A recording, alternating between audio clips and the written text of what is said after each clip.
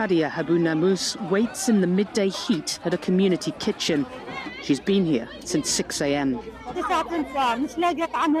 have 9 family members I can't find food for, she says. They've only eaten a little lentil soup since yesterday. Tears fill her eyes as she says they are surviving on water. Every face shows desperation here in Gaza City. Every man, woman and child clutching precious pots that they hope will be filled enough to help them survive another day. But then this happens. Some men and boys break through the barrier and start helping themselves. Some kitchen workers have to step back to protect themselves from the chaos. Some can only watch from behind the barrier, helpless. It is the strongest and the fittest who will go home with food today. Judy is 6 months old. Emaciated limbs and gaunt features evidence of her malnutrition. Her mother says she also has a chest infection and fever. When I gave birth to her, she says she weighed 2 kilos. She is now 2.3 kilos. So over 6 months, she has barely gained any weight. Rantisi Hospital is filled with cases of malnutrition. Doctors say they can no longer give their patients 1 meal a day and barely have clean water or medicine. We have reached a very acute malnutrition phase, this doctor says. It is dangerous. Deaths across Gaza are increasing at an astronomical rate due to malnutrition and the bad water people are drinking. It's a hospital scene replicated at every medical centre still functioning in Gaza. Back at the soup kitchen, crowds jostle for position or just to keep hold of their pots. A boy who managed to secure some soup makes sure he does not leave even a drop. This is not just famine, this woman says. It is indescribable. Hunger on one side, airstrikes on the other. She's not even hoping for a ceasefire anymore, just the opening of the crossings as people die of hunger.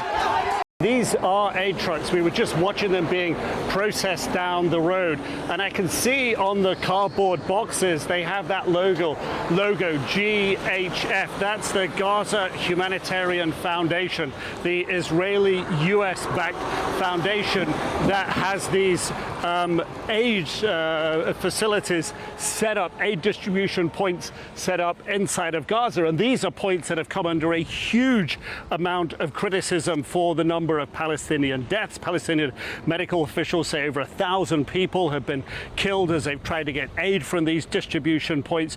According to international officials, according to the UN, according to European leaders, it's absolutely insufficient. This handful of trucks we have seen a drop in the bucket, according to what medical officials inside Gaza are saying is required. One of the heads, the directors of one of the main hospitals inside of Gaza today said what Gaza needs right now is 1,500 trucks like these every day for a month to alleviate the problem. Well, you'll see through here this big empty car park space to the formal border crossing into Gaza there, Kerem Shalom border crossing. Beyond there are tens, if not hundreds, of UN humanitarian medical food aid waiting to get into Gaza. And that's been the big point of contention between the Israeli government and the UN. The Israeli government say that they are passing food aid across this border into Gaza. What the UN officials are saying is, yes, but we can't just come and pick it up because the security restrictions, the bureaucratic restrictions on us to actually get to it and take it into Gaza is part of the problem. And the Israeli government is saying, look, this is not correct. We're doing it on our side. The European leaders who've spoken out about this, the UN leaders who've spoken out about it, have been very clear that they don't think that Israel is doing enough to help, that is deliberately constricting the amount of aid getting through. But Israel says, look, don't blame it on us. We're doing our part. It's Hamas on the other side. Hamas is disrupting these aid distribution points, it is them and their fault. But you've just had here a tiny snapshot of what happens at the border crossing. Of course, what we can't show you is all those trucks backed up on the other side, and that's the point of contention. 偷偷告诉大家，我最近发现了新法宝 Royal Face 逆时奇迹系列，它有活肤露、全效精华，还有精华霜。尤其我皮肤比较偏干，所以我非常的注重保湿。保湿做得好，肌肤自然烹润。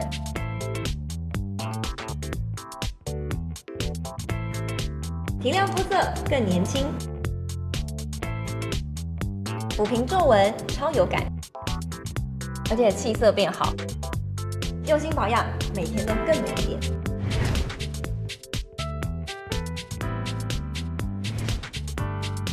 美吧。